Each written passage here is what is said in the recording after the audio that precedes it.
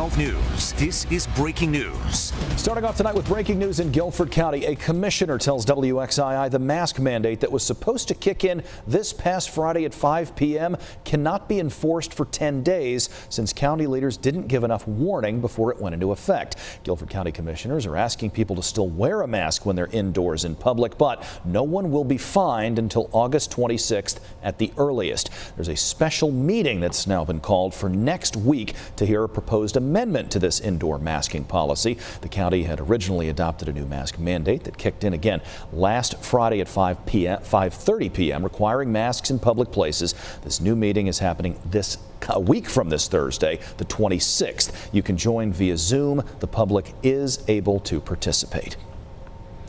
Well, let's talk about the weather now. The rain continues tonight. Chance for thunderstorms heading into the overnight hours, and tomorrow could be particularly dicey. Meteorologist Jacqueline Shear is in for us tonight. A lot on your plate right now, Jacqueline. Yeah, absolutely. You know, we're watching the rain tonight, but we're really concerned about what happens tomorrow. Here's a live look at radar. Now, this is a picture that we don't mind seeing. The past 6 hours have brought a lot of heavy downpours and thunderstorms to the area, and now we're just seeing light rain throughout the region. In fact, all of those flash flood advisories, alerts, they have since been expired. We did have a flash flood warning in our Virginia and North Carolina border counties. This flood advisory that you see, that flood alert, doesn't go into effect until tomorrow. But that's because tomorrow things are going to get a little bit noisier out there and we'll start to see the threat for severe weather. Here's a look at the triad though, just light rain where we're seeing it. A lot of spots drying out as we're heading into the evening. We could see a couple more thunderstorms pop up, some more showers here and there,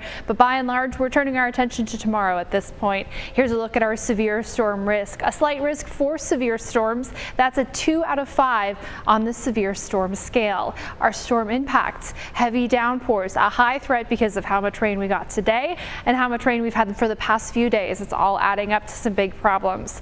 But as far as those severe storms are concerned, damaging wind and then a non-zero tornado threat. Believe it or not, this weather that we're seeing is because of Tropical Storm Fred, or what will be the remnants of Fred as it approaches us. Will be in the northeastern quadrant, and that is a hot spot for tornadic activity when it comes to a tropical storm passing through. We're going to take a closer look at the timing and the biggest threats coming up.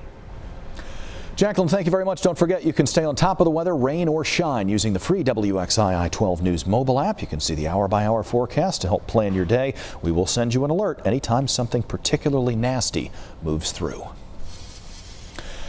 Chaos at the main airport today in Afghanistan's capital as people tried to leave that country. Thousands of Afghans are desperate to escape Taliban rule, and they rushed onto the tarmac, some clinging onto airplanes as they took off. Richard Engel has the story tonight from Kabul, where American troops are securing the airport.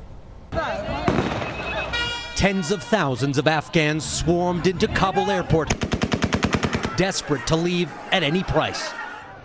They burst through security, climbed over walls, and spilled onto the tarmac, searching for any airplane that would take them far away from Afghanistan, away from the Taliban. So many managed to cram into one plane, the pilot refused to take off. People on board refused to disembark. On the military side of the airport, American troops trying to evacuate U.S. Embassy staff found themselves overwhelmed, suddenly battling crowds, firing warning shots. This was not the mission they came for. The Pentagon says U.S. troops shot dead 2 armed Afghans. But still, the crowds didn't disperse. Instead, they ran along and clung to the undercarriage of a military transport plane as it taxied for takeoff. One U.S. military official told me it was 100 times worse than the humiliating American pullout from Saigon. Afghans are running from the Taliban, now in full control. Today, setting up checkpoints with the very weapons American taxpayers bought for the Afghan army, which collapsed instead of fighting, after the U.S. pulled out of bases and left them without air support. And the U.S. didn't see this coming? We reported on the tremendous security vacuum created when the U.S. left Bagram Air Base 2 months ago, leaving it so undefended and empty. I was able to bike down the runway. The warning signs were there. And this weekend, Kabul was taken without resistance. And the Afghan president fled. Still in the country are tens of thousands of Afghan interpreters marked for death by the Taliban, who today were taking their meals in the presidential palace, settling in, celebrating their victory. As we drove through Kabul, it's clear the Taliban's hardline Islamist rule is creeping back. This was a popular beauty salon, styling women's hair and makeup. The Taliban banned salons, along with education for women and girls. So when the Taliban returned, now they've painted over the beauty shop. People here know what the Taliban want. They know what the Taliban expect. we watched a man tear up the beauty parlor's sign in line with the Taliban's wishes. A 20-year war, the longest in U.S. history, today ended in disgrace. The U.S. leaving behind a country its citizens are too terrified to live in. The administration maintaining it was taken by surprise. The rush of people onto the runways at Kabul International Airport did stop the evacuation process because planes couldn't take off or land, but those runways have been cleared. And just over the last several minutes, planes have been coming in and taking off at a rapid pace, showing that the U.S. is trying to make up time and get this done as urgently as possible. Richard Engel, NBC News, Kabul. North Carolina's junior U.S. Senator Thom Tillis released a statement following President Biden's remarks late this afternoon. The senator says, quote, President Biden created a catastrophic humanitarian crisis in Afghanistan, and he is now deflecting responsibility and not being honest with the nation. He is banking on the hope that the American people won't care and that the media will move on. Davie County school leaders are changing the district's policy on masks. Officials say so far in August, there have been 59 cases in children in the district, 2 of whom are hospitalized tonight. In a video update posted to the school's YouTube page, the Davie County school superintendent says masks will now be required for all pre-K through 12th grade students and staff with limited exemptions. Davie County's first day of school is this Monday, August 24th. And this is a look at the districts requiring face coverings. Those are shaded in red. You can find more details about what your child's district has decided to help you protect your little ones from COVID-19 on our website, WXII12.com. North Carolina as a state is reporting another 3,700 new COVID cases tonight. That's on top of the more than 11,000 new cases added over the weekend.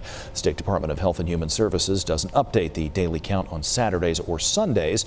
Our 7-day rolling average, represented by the yellow line there on your screen, continues to slant upward. So too, also trending upward, the number of people fighting the virus in the hospital. It currently sits at 2,651 and is not showing any signs of stopping. It is 4.5 times higher than where we were just a month ago. The number of people vaccinated in our state is about the only stagnant number. At least 63% of adults in North Carolina have received at least 1 dose of one of the approved COVID vaccines. Starting this Friday at 5:30 p.m., you will need a mask if you're inside a public place in the city of Winston-Salem. Mayor Alan Joines issued a new citywide indoor mask mandate today. The mayor says it's because of a rise in COVID cases and comes at the recommendation by the city's public health director. Yadkin County families are getting ready for the first day of school. That's happening tomorrow. About 5,500 students are expected to be back in person this fall. The district tells WXII about 70 students will be learning from home. Masks are optional right now in the classroom in the district, but school leaders say they are willing to adapt to whatever they need to as the pandemic continues. We are very much watching our data, our raw data, these first 4.5 weeks of school, because we are very open to making decisions based off whatever our needs of our students is at that time, because we want our kids in our school buildings. Earlier tonight, the school system held a vaccine clinic to give out COVID-19 shots and other yearly vaccinations.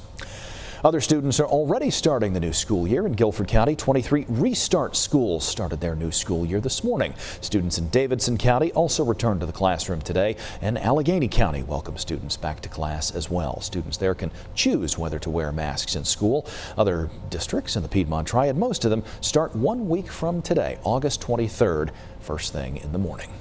Third doses of the COVID-19 vaccine are now available in Forsyth County, but they are only for people who have an immune system issue. Doses will be available at the Forsyth County Department of Public Health. Staff from Wake Forest Baptist Health will also administer third doses at locations all across the county. You are encouraged to check with your own doctor before considering getting a third dose. Commitment 2022 now. North Carolina Democrats only have about 6 months left to decide which candidate they'll support for the all-important U.S. Senate race next year. Today, one of the favorites on the Democratic side, Cheri Beasley, joined dozens of women supporting her campaign. The former state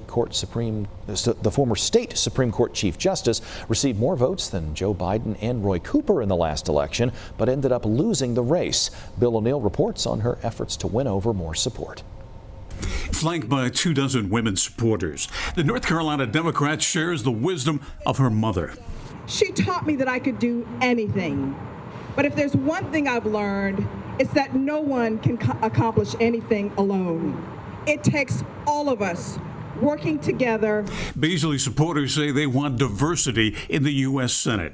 Is it significant for you to have an African-American woman in the Senate? Yes, indeed. Yes, indeed. That's just icing on the cake. She's very smart, and that's been clear all along. Beasley's backed by PACs supporting women candidates and black women candidates. For black women, it's a matter of representation, but also black women show up at the table not just for themselves, but for their broader community, and that includes everyone.